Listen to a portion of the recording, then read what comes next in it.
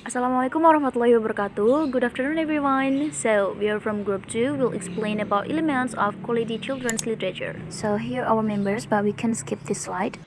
The first material is characters. Characters are who the story is about and the action revolves around them. Authors develop characters primarily from these sources. First, from the narrator's description of physical appearance and personality. Second, from other characters, what others think of characters and what others' actions are toward them. Third, from the characters themselves, what they think, what they say, and what they do. Through actions, the most convincing evidence about character is revealed. Main character, especially protagonists, must be fully developed.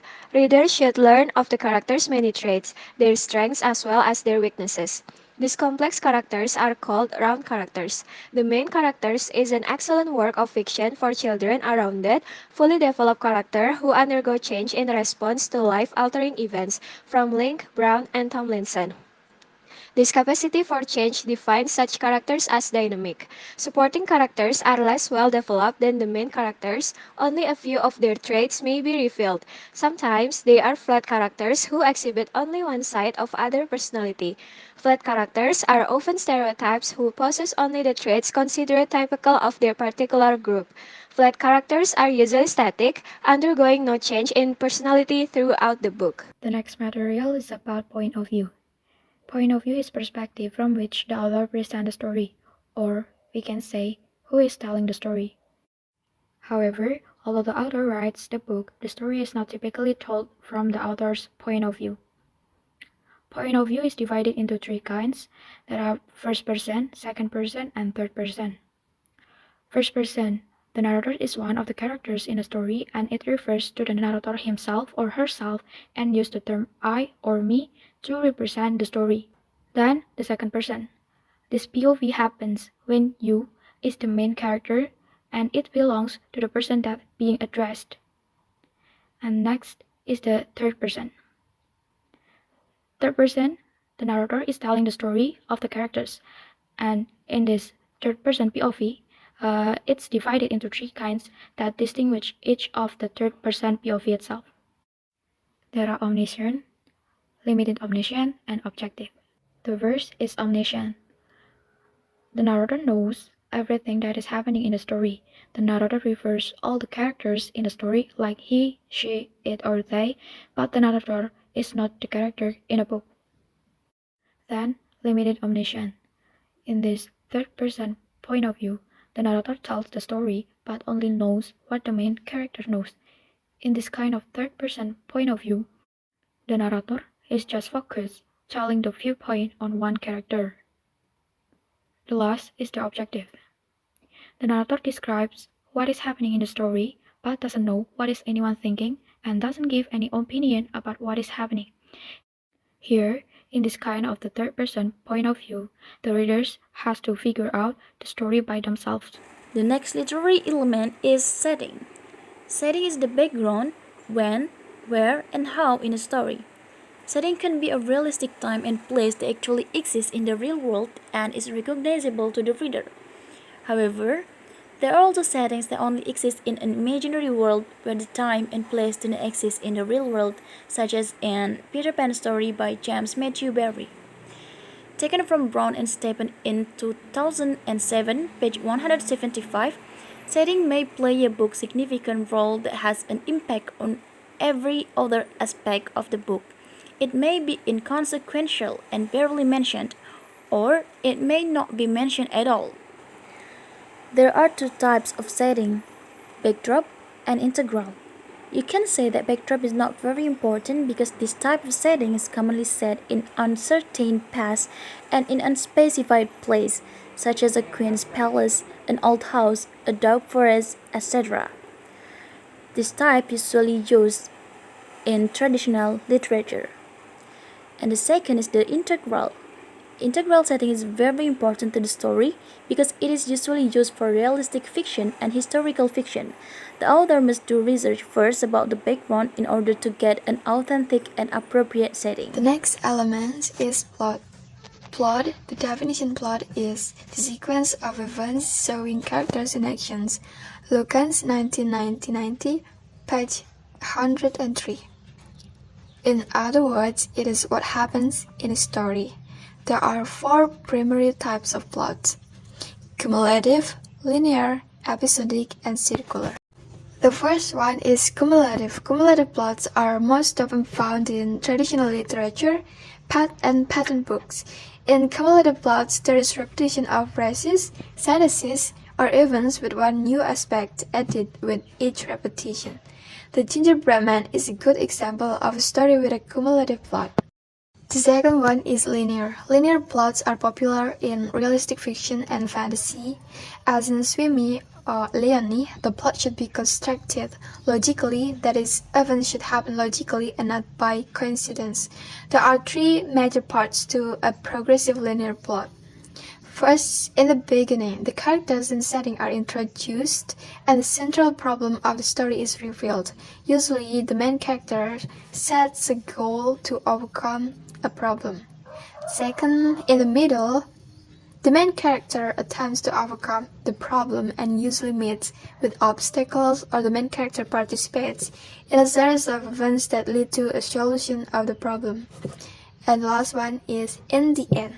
Either the problem is resolved or the main character learns to cope with it. The next type of plot is episodic. Episodic plots are most often used in easy-to-read books or transitional books such as Frog and Turtle Year by Lobel. Although the characters and setting are usually the same throughout, there is no central problem that permeates the book. Rather, each chapter has a mini-plot complete with introduction, problem, events, and resolution. Books with episodic plots are good for children with short attention spans or for children with limited reading ability. In either case, if children listen to or read only one chapter a day, they don't have to remember what was read the day before to enjoy the book. The last types of plot is circular. Circular plots have the same component as linear plots, but the resolution or end of the story shows that the characters are in the same situation as when the story started. For example, as you can see in your material book, in Once a Mouse or Brown, a hermit's pet mouse is successively changed from a mouse to a cat, to a dog, to a tiger, and then because of his vanity back to a mouse. In Oxcodman by Hall, the pioneer family works hard all year to grow and make goods for the father to take to a distant market in the ox cart he built. Once at the market, the man sells everything including the cart and the ox. He returns home with the necessities and gifts he has purchased with the money earned, and the family begins to make and grow the goods to be sold at the next year's market. The 2 other elements that can be used to move along plot are flashback and exposition. In the flashback, the narrator recounts an earlier event to give the reader background information that adds clarity or perspective to the plot, but does not fit into the chronological flow of the plot line. Brown and Stevens, 2007, page 173. A device similar to flashback is exposition, passages in which the narrator briefly tells, rather than recreates in scenes, what has happened before the story opens. And then foreshadowing. Foreshadowing is passages which hint at a forthcoming event. The author gives clues to the readers to prepare them for a coming event in the story and to build anticipation. The next slide is conflict. Conflict is the interaction of plot and character or the opposition of 2 forces. There are 4 primary types of conflict. The first one, character against self. Example, literary work, Ringer by Jerry Spinelli. The second one, character against another character, like Harry Potter and the Sorcerer's Stone by J.K. Rowling. The third one is character against society, for example, The Giver by Louis Lowry. The fourth one is character against nature, example, Hatchet by Gary Paulson. Theme. Theme is the other underlying message or central idea of the story, the idea that holds the story together. Here I found 4 theme types. There are explicit, implicit, primary, and secondary theme. Explicit theme. Explicit theme stated openly, very clear and easy to find. Readers can clearly understand what the story is trying to tell. For example, Charlotte's Web, with theme friendship between a pig named Wilbur and a spider named Carlotte. The second one is implicit theme.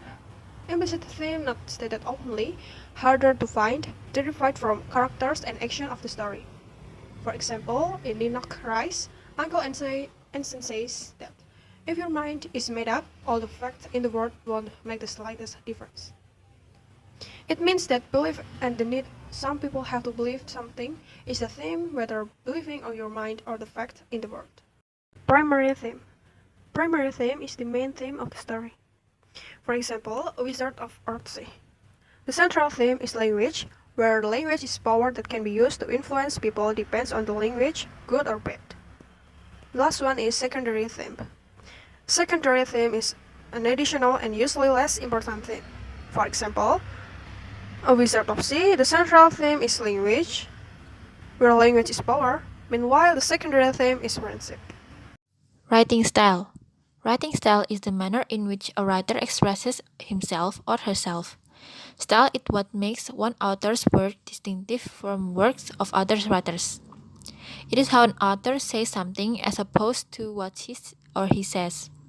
Some of the author's ideas expression can be seen in tone, use of imagery, figurative language, allusion, irony, selection of vocabulary, grammatical structure, symbolism, and dialect, as well as the device of comparison, sound, and rhythm. Most authors will vary their style when writing for different age groups or when they feel a certain story warrants it. To determine the style an author used in a book, ask yourself this question. What kind of words and sentences did the author choose to tell the story? Was there any distinctive language, choice of words, or sentence constructions? What mood did this create? What effect might the author be trying to achieve? Writing style examples. Example 1. Hans Christian Andersen. Andersen's writing style tends to be characterized by simplicity and directness. This simplicity, however, should not be taken to imply superficiality. Many Andersen's tales really do get at the heart of some essential moral or psychological point, and the simplicity of the style only enhances the dramatic effects of those points by way of contrast. The last material is tone. Tone involves the author's attitude toward the book subject, characters, and readers. Tone is subtle and may not be easy to pinpoint. Author may change the tone as the main character or the supporting characters change. Examples of tones in children's literature books are serious, humorous, moralistic, hopeful, sympathetic, wondrous, longing, loving, satirical, and nostalgic. Children's literature is likely have a didactic tone. Tone is developed through the author's choice of words and through the way all the elements of the story work together. Because tone influences the meaning of a story, it is important for children to grasp it in order to comprehend the story. For example, consider the misconceptions that would arise if a child read a tall tale such as the story of Paul Bunyan and believed the author's tone was serious rather than humorous. So that's all from our group. Thank you for watching. Wassalamualaikum warahmatullahi wabarakatuh.